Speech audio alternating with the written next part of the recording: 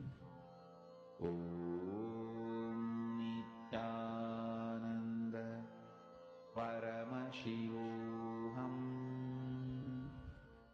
Om Nithyananda Paramashivoham. Om Nithyananda Paramashivoham. Om Nithyananda Paramashivoham.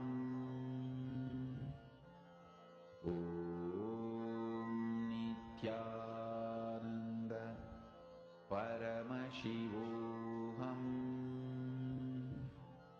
Om Nithyananda Paramashivoham. Om Nithyananda Paramashivoham. Om Nithyananda Paramashivoham. Om Nithyananda Paramashivoham. Om Nithyananda Paramashivoham. Om Nithyananda Paramashivoham. Om Nithyananda Paramashivoham. Om Nithyananda Paramashivoham. Om Nithyananda Paramashivoham. Om Nithyananda Paramashivoham. Om Nithyananda Paramashivoham. Om Nithyananda Paramashivoham. Om Nithyananda Paramashivoham. Om Nithyananda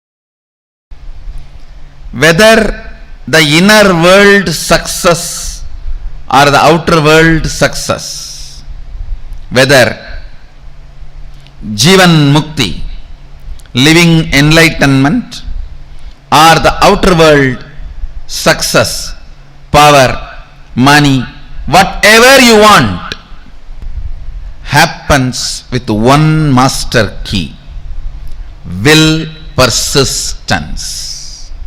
Listen. Not willpower. Willpower means you try to make a will few times. My health should be like this. My life should be like this. My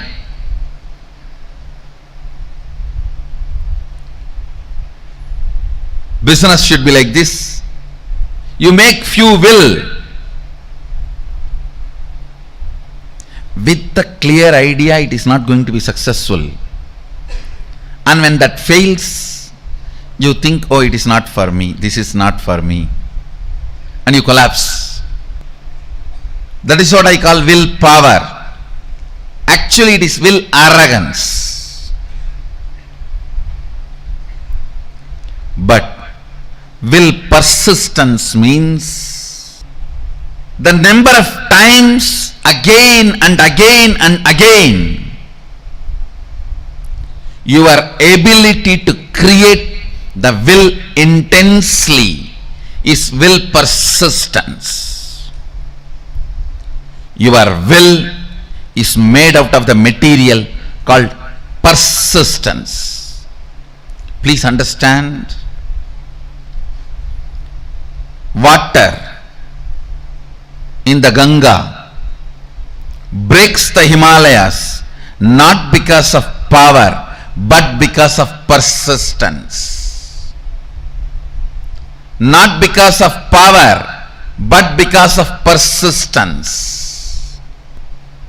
Whether it is the inner world, enlightenment, or outer world success like money, name and fame, power, health, relationships, whatever you want, inner world or outer world, the master key is will persistence, not willpower. Willpower will always make you feel you are a failure. Will persistence manifests the real willpower and it will make you always successful. Understand? Ganga, the water of the Ganga, neither by its power nor by the objects she carries, she opens the Himalayas. It is just by her persistence she opens Himalayas. Just by her persistence she opens Himalayas. Understand?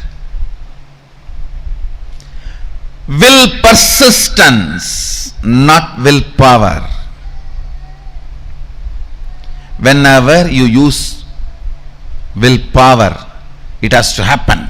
It has to happen immediately. Always you have the shade. No, if it's not, what will I? It means already you planned for failure. And when it collapses, you are confirming this willpower and all is not going to work for you. You don't have, either you don't have willpower, or you feel that will not work for you, or you will feel that is only for others, or you will feel this much only is me, it may be for others. Only when you know the science, why it works, when it works, and when it does not work. That is the only when you know when it works, when it does not work, why it works, why it does not work, you start living enlightenment. Listen carefully. Will.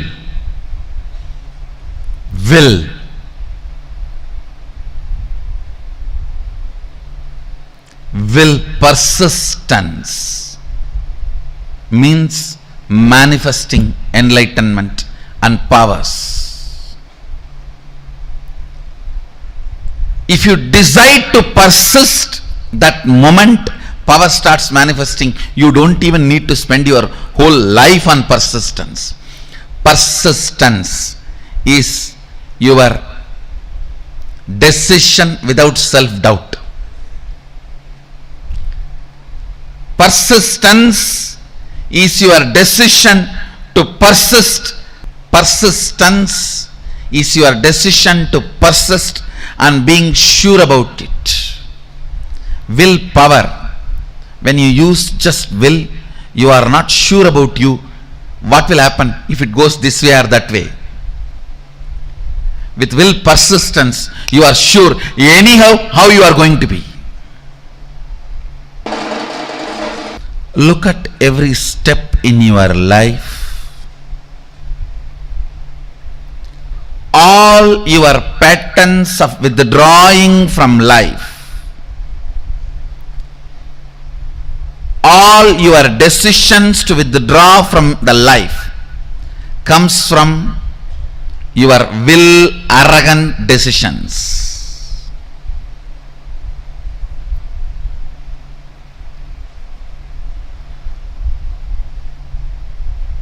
All the life involvement decisions comes from will persistence. I tell you, whether inner world or outer world, life is all about how much you are intensely getting involved. That's all.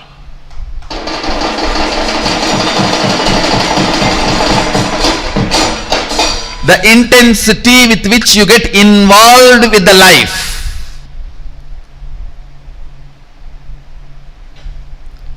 Intensity with which you get involved with the life. The more and more interaction, more and more involvement, more and more ice breaking.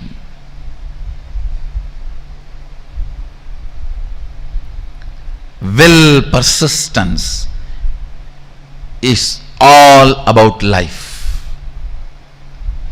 Life is all about will persistence.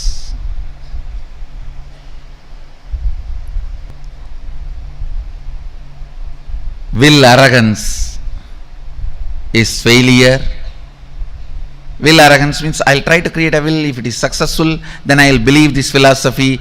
If it fails, if it does not click, then I think this philosophy is not for me. This does not work for me. Or I think this does not work for anybody.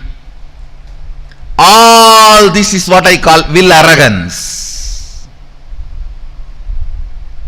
Let me check out how it looks, how it feels.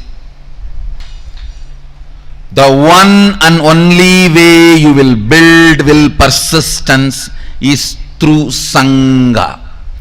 Sangha teaches you the science of will persistence.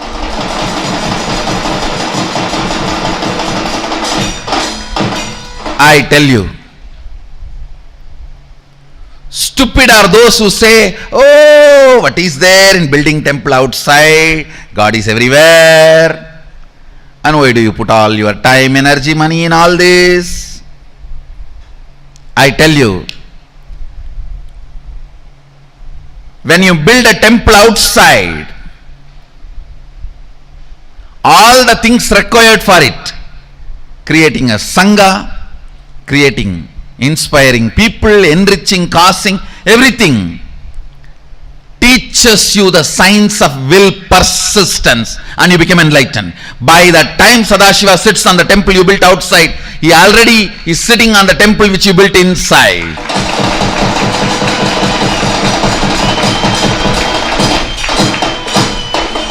I tell you, anybody wants enlightenment, build a temple, you will have it.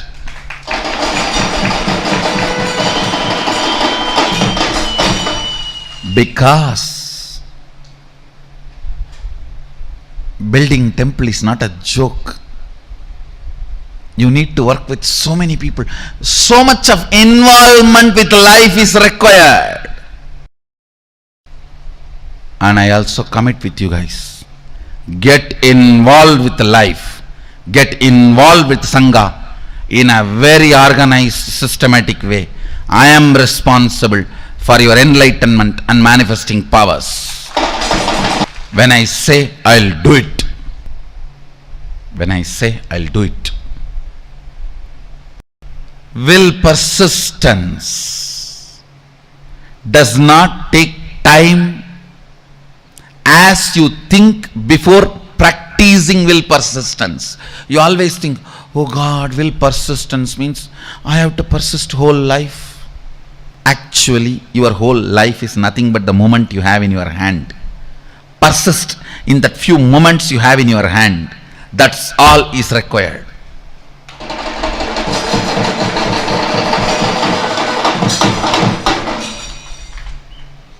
The moment you think of the whole life, it's will arrogance, not will persistence.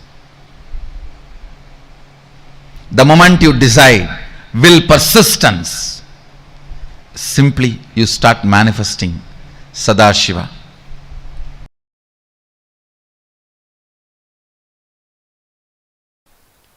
When I say the word will persistence, I do not mean you need to sit for years and years and years. No.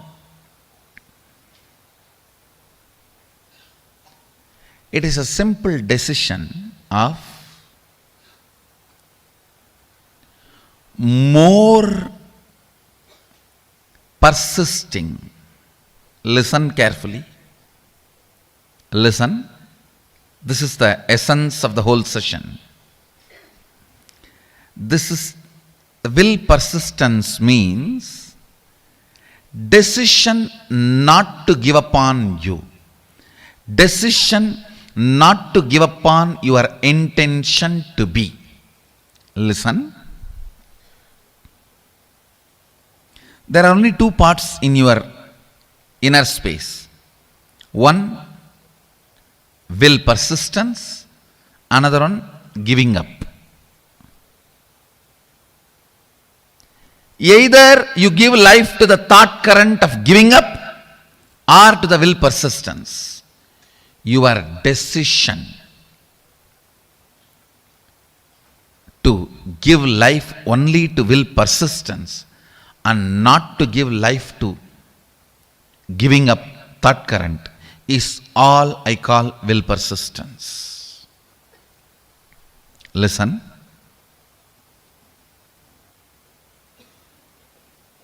Actually, it's too easy. The truth is, it's too easy. Because you are giving life to giving up thought current, then persistence. Giving up thought current, then persistence. That is when it becomes complicated. It is like you create a terrorist group for some purpose and then you send your army to kill them. You create a terrorist group and then you send your army to kill them. Then world will never have peace. In your inner space you do the same political game. For right or wrong reasons. For good or bad. You support giving up pattern. You cherish sometime without even you knowing. Only when you are about to fail, collapse, you wake up, oh, not this, not this.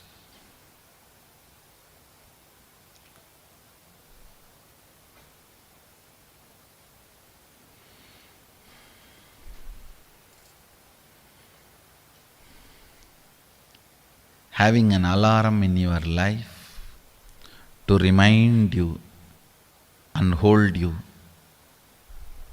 without letting you fall is equivalent to having a guru.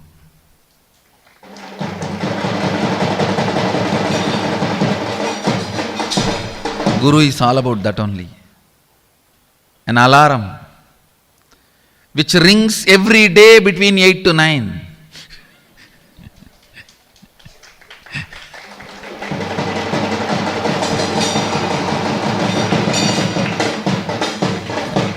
Reminding you constantly not to fall.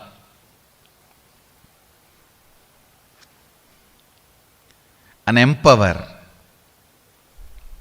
will, persistence, thought current. You never manifest what you desire. You manifest only what you believe. If you think what you desire you are going to manifest, no, you are fool. You don't know the secret of manifestation. What you believe you are going to manifest. If you believe your willpower is never going to manifest, it is never going to manifest. Your belief, your cognition, your perception, that is only going to become reality. Understand, an important thorn in the flesh need to be removed.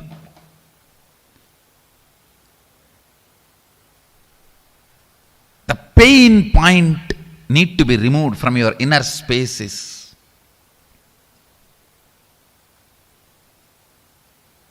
Will, arrogance, failures. All your failures, whether you prayed and did not get. You see, prayer is nothing but making a will. You prayed to God something and did not get it. Or you sincerely tried and did not achieve it. Or you created a space and it did not become reality. All this and all the pains accumulated around this is all about will arrogance. Listen, it is all about will arrogance. All your failures,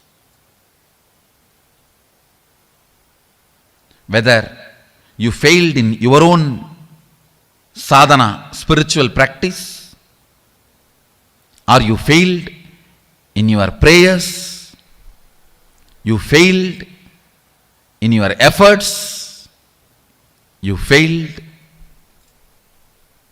in situations, relationships, life, everything is will arrogance.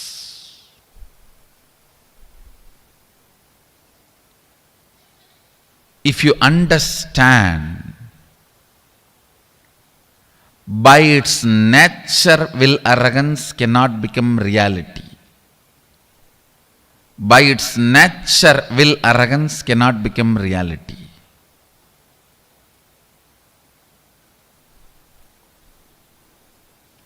Only will persistence can become reality. So much of healing will happen inside you. Today I wanted all of you to do this as an assignment. All the situations you feel you have failed, frustrated, hopeless, list from the time you remember you. From the time you remember you, list and find out how your will arrogance failed you in that situation. How your will arrogance was the main reason why you failed. This understanding and then completing with this pattern of struggling with will arrogance and deciding to have will persistence. Your will arrogance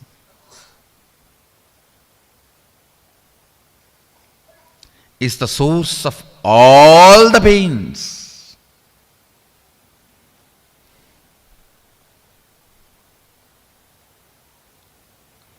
If you can internalize this one truth today,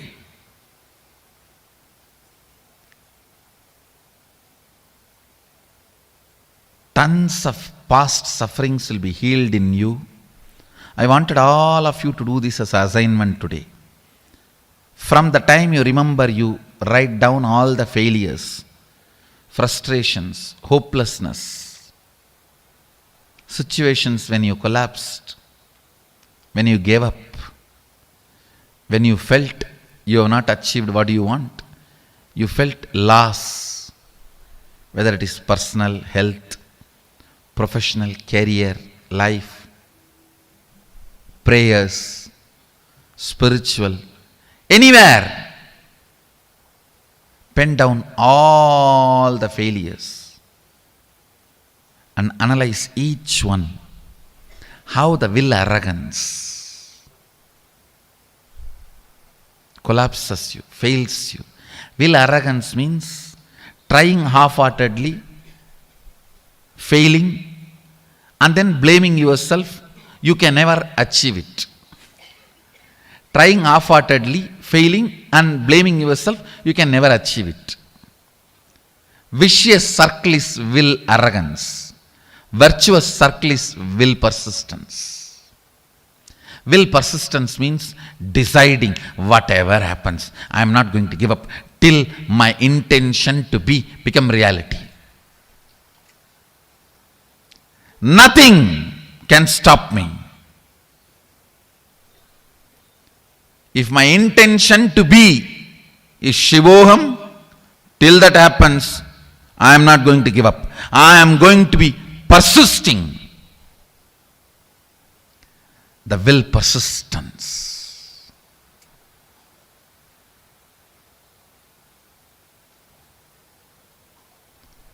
Whatever may be your intention to be, the moment you decide, will persistence,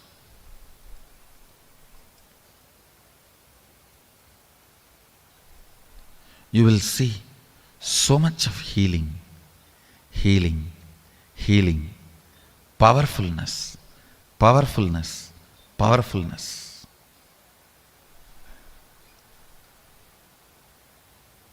Your own voice sitting inside you and constantly teasing you, pulling you down, disrespecting you, abusing you, will just melt down.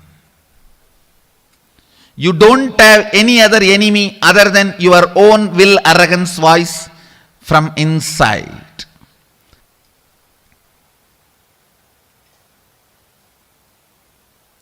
Today do this assignment. This ironing out will heal you so much. You will be ready to manifest all the experiences and powers of Sadashiva. Align here. Start this assignment today. Start this assignment today. To complete with all the pains, ideas, neurological, psychological, physiological, physical, hormonal ups and downs you generated in you, which goes on trying to make you believe falsely that you are not your intention to be. Complete all of that. After finishing the assignment, you will simply understand it is just dash dash dumped on you by your will arrogant lifestyle. Actually, I want you to do the assignment here. Sit here, and after this session, do the assignment. I'll help you complete here.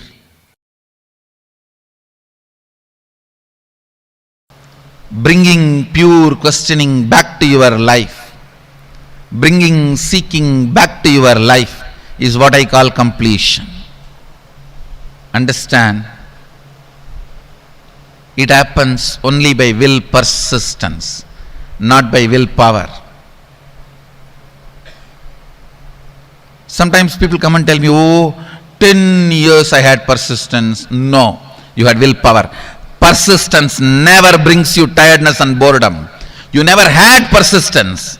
It was always will, arrogance fighting and failing. Will, arrogance fighting and failing. That is why you are feeling tired and bored. That is not persistence. That is will, arrogance. You need to have right idea about your past. Only then you will make right decision about your future. Many times,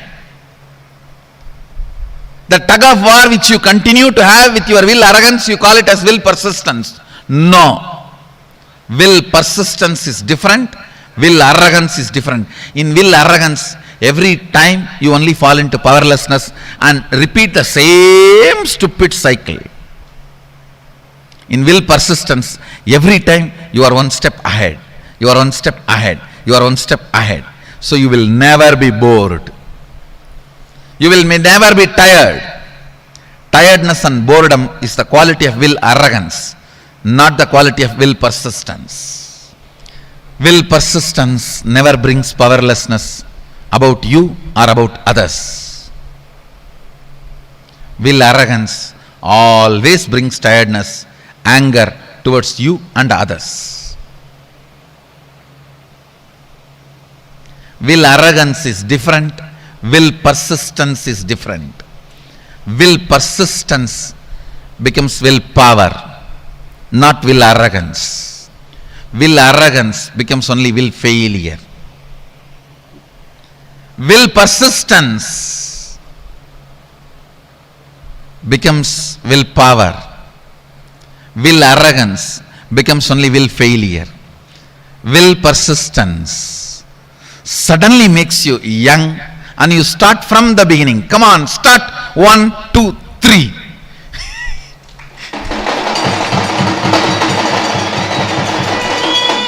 Will arrogance makes you feel tired about even the things which you never practiced, but just you imagine you tried. I tried.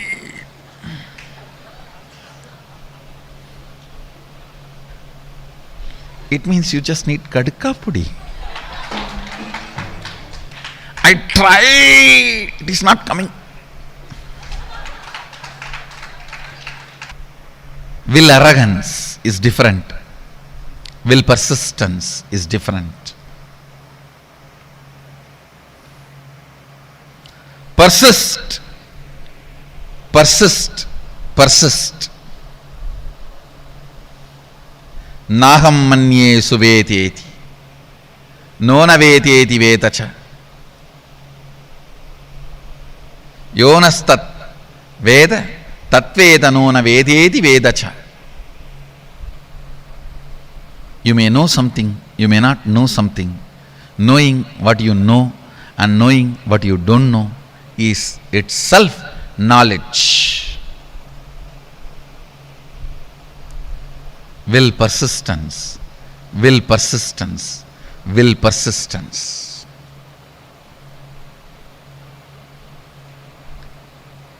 Nothing else need to be done in the world. Just the will persistence will awaken you to you, will raise you to you, will make you realize you to you. Naham manye suvedeti, nona vedeti vedacha, yonastat vedatat veda, nona vedeti vedacha. More and more things you embody, more and more you will know. More and more will persistence happens. More and more will arrogance gets completed. That's all is the essence of life. That's all is the essence of life.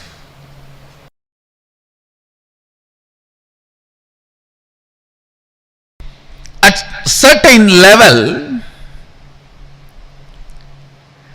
attacked by tiredness, self-inflicted boredom, makes you feel you know it. That's all can be known. You give up on you. And you feel everything is okay. I have seen this during the manifestation of powers. People actually fight with the so-called willpower. It is not willpower, will arrogance. If I make it now, it has to happen now. If it is not happening, then it is not for me. Leave it. Willpower.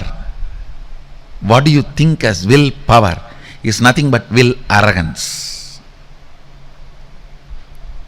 Real willpower comes by will persistence.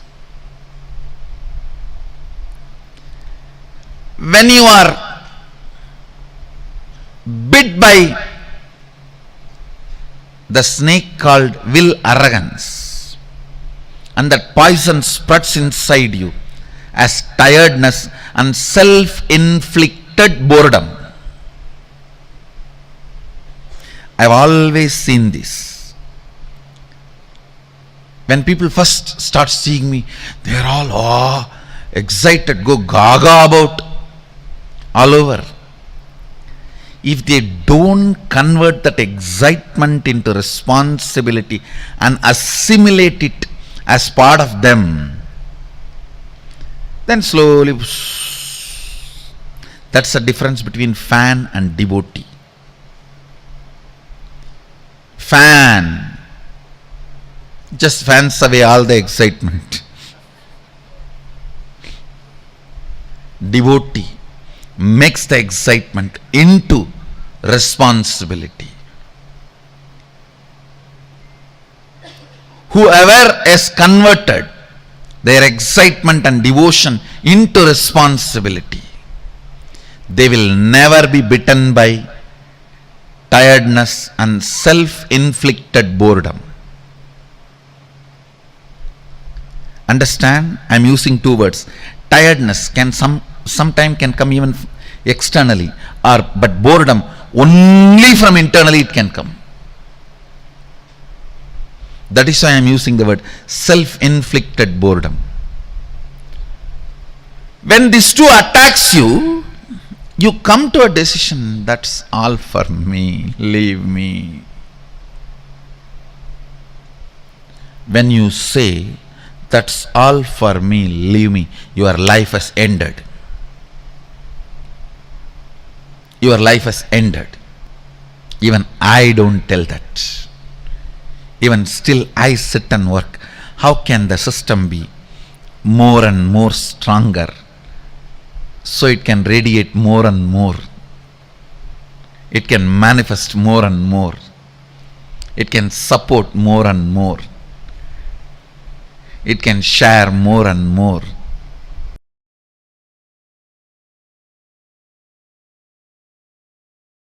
Intense will persistence raises you from your Jakrat, wakeful state, to awakened state, from awakened state to alive state. There are 5 states of consciousness. Waking state, which all of you are now in. Above this state is awakened state, Turiya. Alive state, Turiya Atita. Below the waking state is dream state and deep sleep state. Listen. Waking state. Jakrat. In Sanskrit we call it Jakrat. English, waking state. Below this waking state is dream state, Swapna. below the swapna, deep sleep state, sushupti. Sushupti, deep sleep, swapna, dream, jakrat, waking state, turiya, awakened state, turiyatita, alive state. These 5 layers or 5 levels of states of your consciousness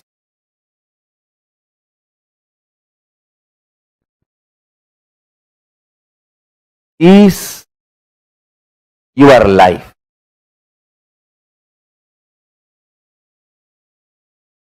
Intensity, intensely awakened state,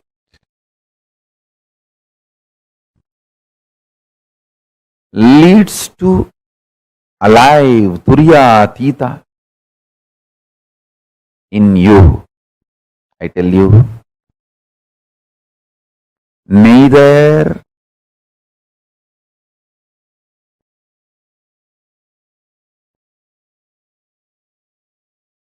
what you consider as external achievements, nor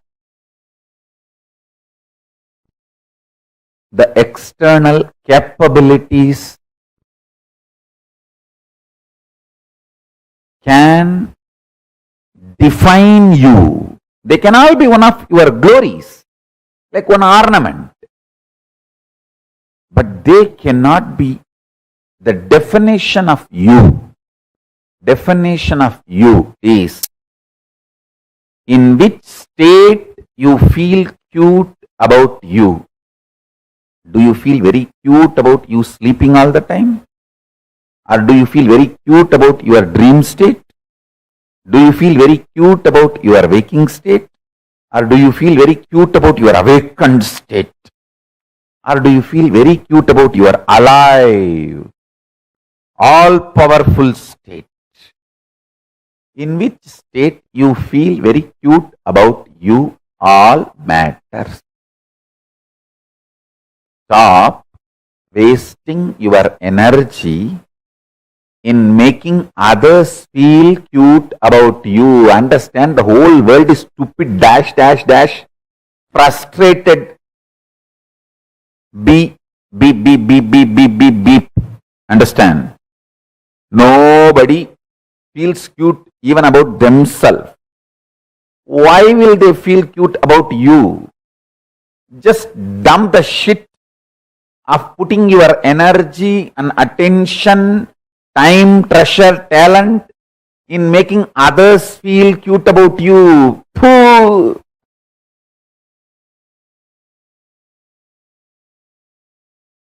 It's like you are wasting your whole life for pig shit. Stop.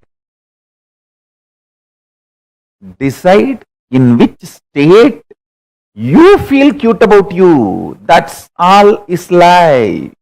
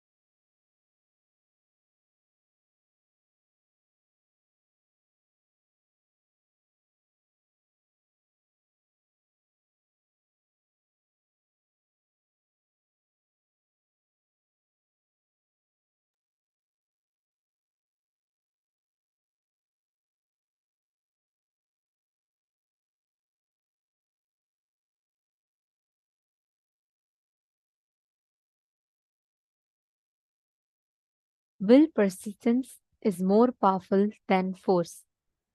Swamiji revealed, literally summed up the whole essence of life for all of us.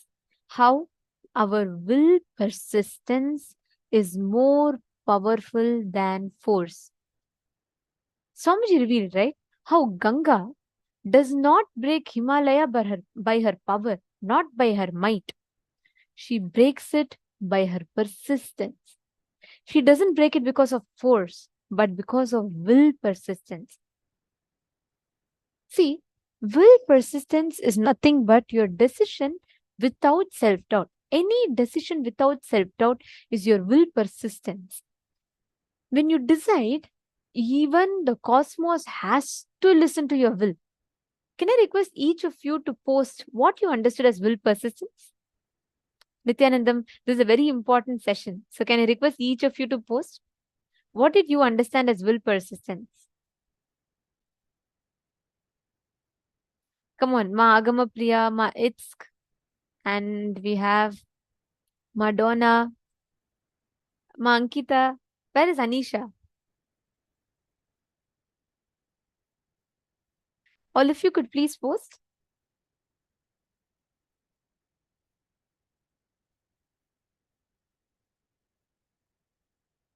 What is will persistence according to you? What do you understand as will persistence? Because it is important that we cognize this truth. The way you see life, the way you perceive, cognize, experience life, it changes completely simply just by your understanding, just by you cognizing will persistence. You understanding the principle of will persistence, you can win the whole game of life. Ma Vimla is saying the ability to remain focused and sustain a goal without giving into incompletions. Beautiful. More than that, Ma, will persistence is your ability to take decisions without self-doubt.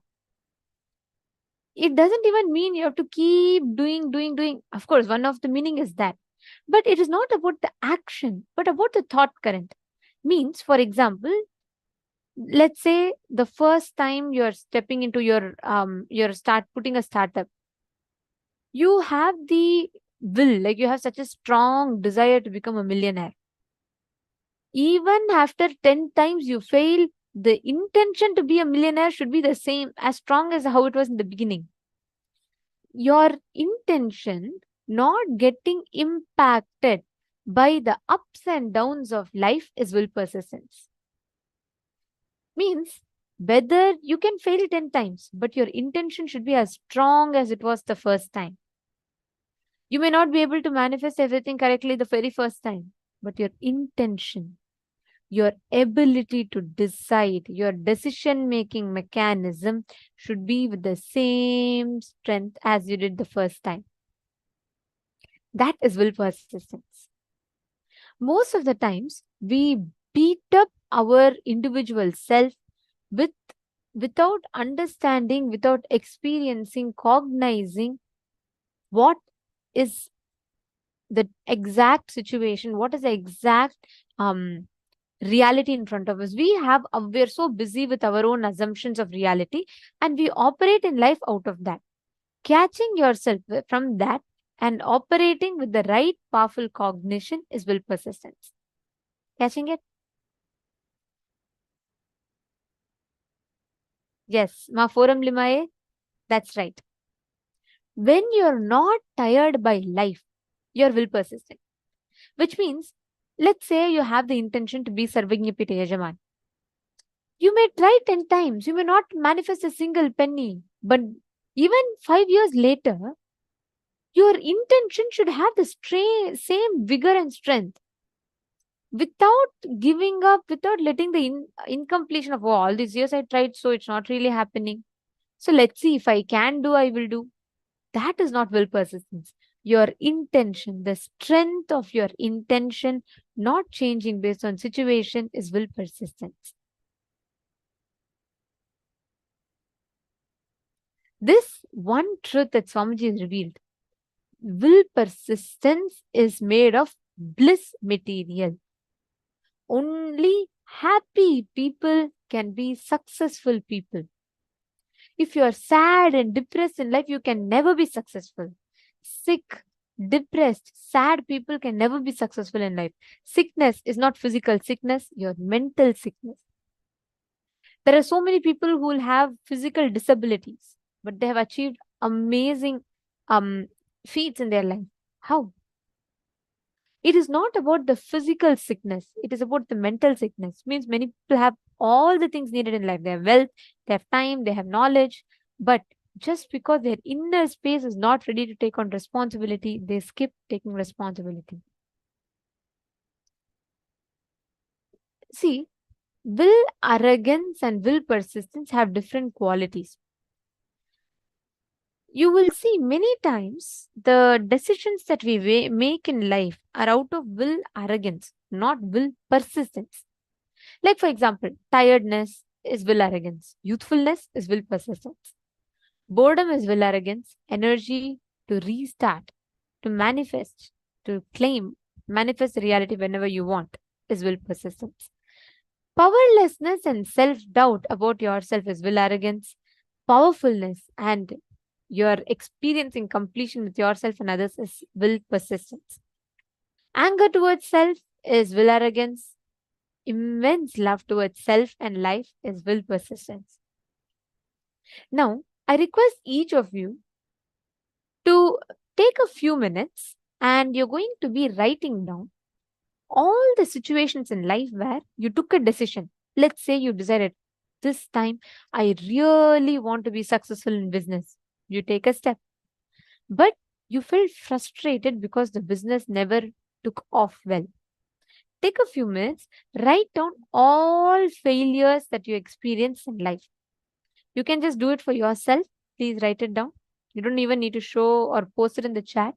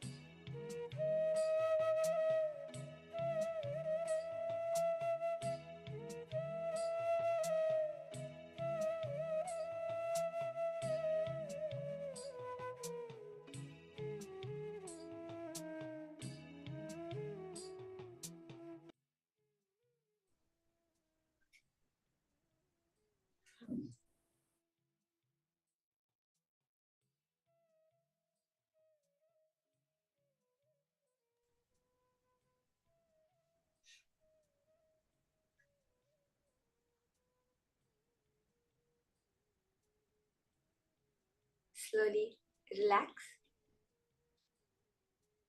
With that declaration of will persistence, now with the same space, we are going to be entering into the power manifestation session. For the power manifestation today, in this round, we are going to be doing the power of bringing rain. Literally, just by your will, just by connecting to Paramashiva, you can make the heavens shower. This whole science is about recognizing each and every element of nature as an independent intelligence. We are not seeing the rain as even a natural phenomenon or just a process of nature. We are recognizing that the independent intelligence, the Devata, the deity behind that, connecting to that higher existence of us to make the nature function as we wish. The most important part is none of this can imbalance nature. By doing power manifestation with the whole universe, with the nature, we can never imbalance nature. Because by connecting in with the third eye, by doing the whole power manifestation itself, you are becoming one with that natural flow, dharma of life. The way we are going to be manifesting it is by holding that intense will persistence. Actually, this power of bringing rain is a very popular one within the Gurukul, the Balasans. Literally, it would be very casual. We would be in our class. If our classes get over, we would be able to play in the rain. But it would start raining about an hour before our classes get over. So then immediately we would just say, "Oh, Varuna Deva, Indra Deva, please, 1 hour delay, we need to go play. We want to come and play in the rain with you. But we are in the middle of class." And that instant it will stop showering. Exactly an hour later, as the bell for our class rings, it will start raining again. So that was the way we connect with nature when you're in that space of oneness with the whole. All manifestation happens so simply. Let us see the pramanas, the Shastra pramana, for this power of bringing down the rain. All these pramanas are direct revelations from Paramashiva himself for giving us the clear-cut science how to manifest powers. This power of bringing down the rain is just a change in the inner space. As Swamiji says that the Pindanda and the Brahmanda, one end of the rope is the Pindanda, is the body that you perceive, and the other end of the rope is the Brahmanda, the universe that we perceive. When a small change happens within, immediately we are able to change the cosmos around us. When we know how to alter a slight mood, anger to happiness, anger to creativity within us, we are immediately able to change the weather around us from rainy to sunny or sunny to rainy. Let us now see the Shastra Pramana for the power of bringing down rain, connecting with nature. The Shastra Pramana for this power is from the Vijnana Bhairava Tantra, Sutra 113, Dharana 87. Sampradayamimam devi shruna samyak vadamyaham kaivalyam jayate sadyo netrayo stabdha matrayoh. Bhagavan Paramashiva says, "O Devi, listen to this sacred tradition. I shall reveal it to you vividly, completely. Just keep your eyes completely wide open. Do not see or perceive anything. By simply keeping it fixed with a steady gaze on the reality within. By this, the state of aloneness, kaivalya, the oneness that expresses as extraordinary powers and experiences will occur immediately. Clearly, what Paramashiva is revealing is how, when we drop the border of me being separate from the universe, keeping the gaze on the reality within, the real truth of the universe, you are able to very clearly see how the whole universe is just an extension of you. The Apta Pramana for this power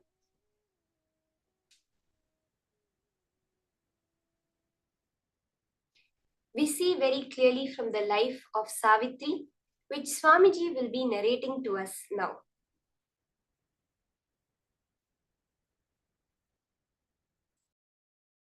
Power manifestation, enlightenment science of Hinduism is not just little peace and little bliss. No. It gives you tremendous peace and tremendous bliss, no doubt. But the conscious science of Hinduism is playing with the reality.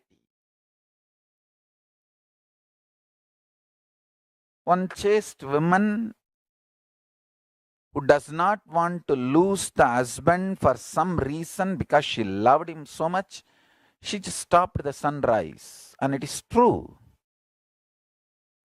It is true. Just calculate the Satyavan Savitri's time period. Go and check astrological flow. Exactly those few days there was no sunrise. How? You do research. If you ask me the answer, I am a Hindu monk, I will say the power of Savitri.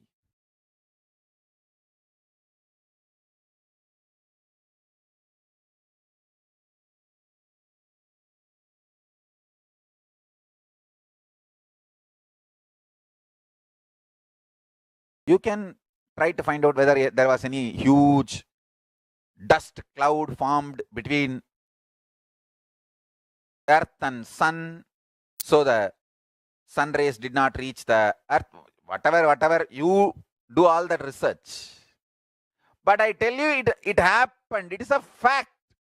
It's a reality.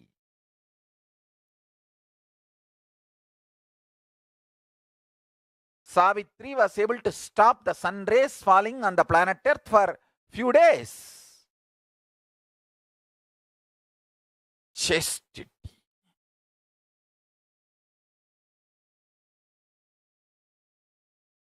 The great Shaiva saint says, Devam Toral Korunan Toludalval Peyana Peyum Malai.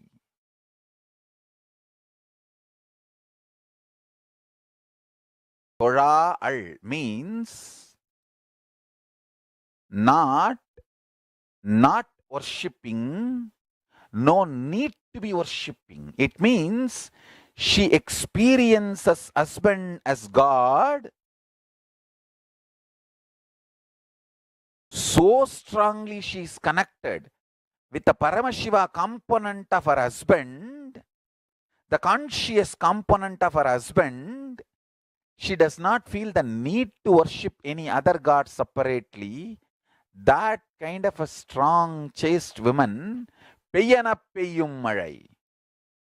When she says shower, rain showers, nature listens.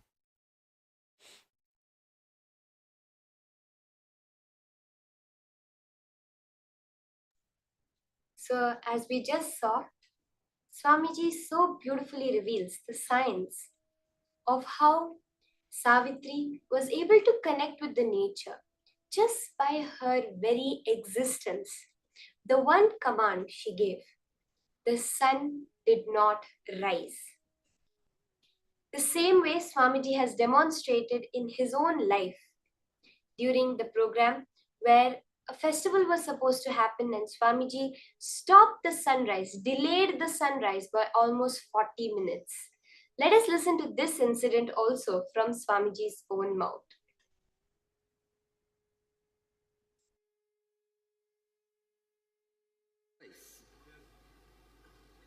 I don't know how many of you today observed. I got a little late for the Dvajarohanam. It is supposed to be 6:40 to 7. I told the son, don't come out till I finish the Dvajarohanam. And today, 40 minutes sunrise late. See the Biddi sunrise time today. See, there's a Google thing, there's a website where the sunrise time is supposed to be time and actual time is recorded. Today will be 40 minutes late.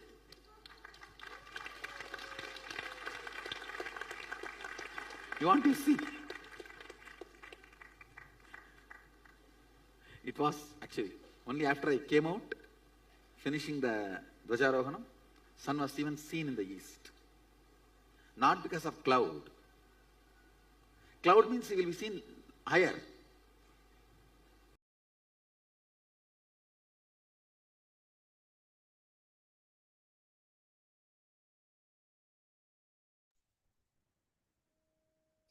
This is the power that all of us are going to be experiencing right now. So I want to request all of you, all you're going to do is choose a particular place. So choose a place that does not have a prediction for rain right now. So let's say you're going to make it rain today. So choose a place that does not have any forecast for rain by any weather forecasting thing and any weather forecasting website, and you're going to be creating rain in that place. You can do it in the place you are right now, or you can connect to another place.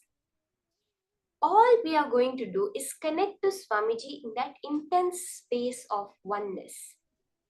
Swamiji says that all power manifestation comes not from manipulation, which we could understand as willpower that Swamiji explained. You do it just with the idea of, okay, 2 times it didn't happen means it's not possible for me.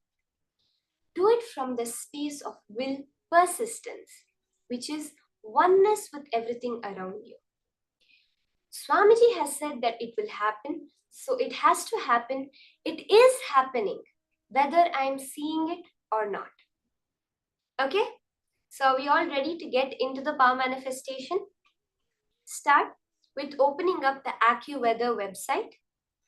You can go to www.accuweather.com and type in a certain country. You can take a screenshot of the screen with the current weather prediction, weather forecast. So if at all you have chosen a place where it happens to be raining right now, you could stop the rain also. But for this round, let us do it with bringing rain. So choose a country that does not have a weather forecast. If you have a friend or someone you know living there, you could even ask them to take a picture outside their window to make it even more verifiable and such that you really see, oh my God, oh my Paramashiva, the manifestation is really happening. Okay? So choose the country, take a screenshot of the weather prediction for that area. Sit, intensely connect to Swamiji in the space of oneness, as Paramashiva revealed in the Shastra Pramana. Let your gaze and your mind be completely steady within your inner space. That is the space of unclutching, where there is no external or internal happenings affecting you. You are a pure witness to anything going on in your inner space. Unclutch, chant the Mahavakya to raise your frequency, to tune in with the cosmic frequency. In the space of intense feeling connection, start the manifestation.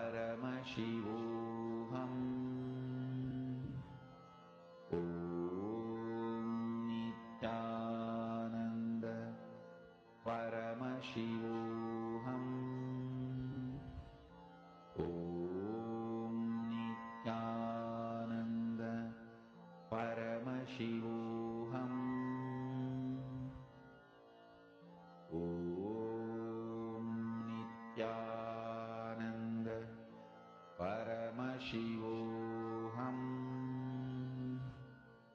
Om Nithyananda Paramashivoham. Om Nithyananda Paramashivoham. Om Nithyananda Paramashivoham. Om Nithyananda Paramashivoham. Om Nithyananda Paramashivoham. Om Nithyananda Paramashivoham. Om Nithyananda Paramashivoham. Hold that will persistence. That is the quality of Ganga that makes her what she is. Let that Kundalini be the Ganga within you.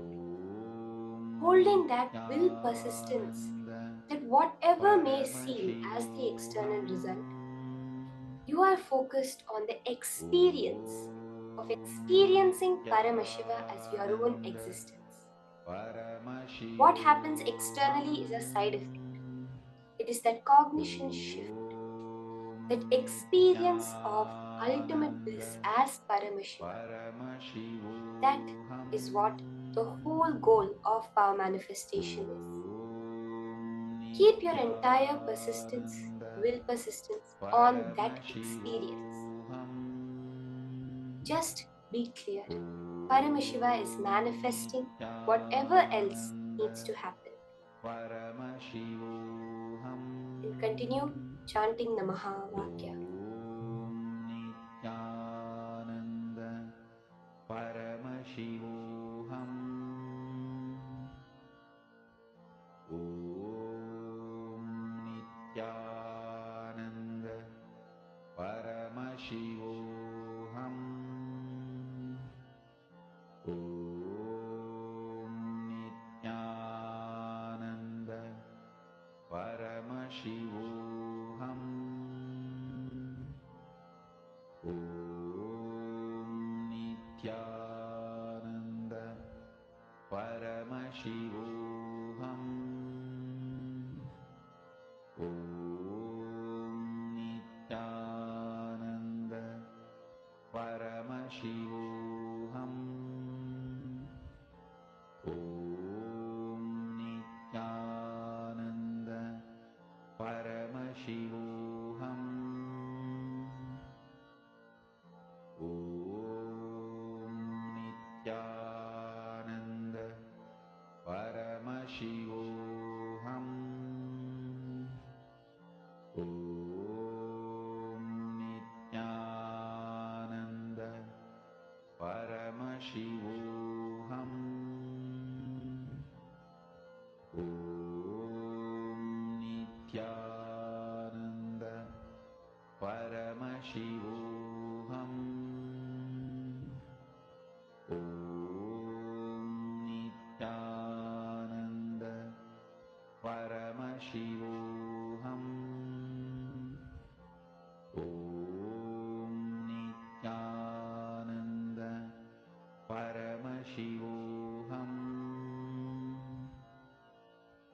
Om Nithyananda Paramashivoham.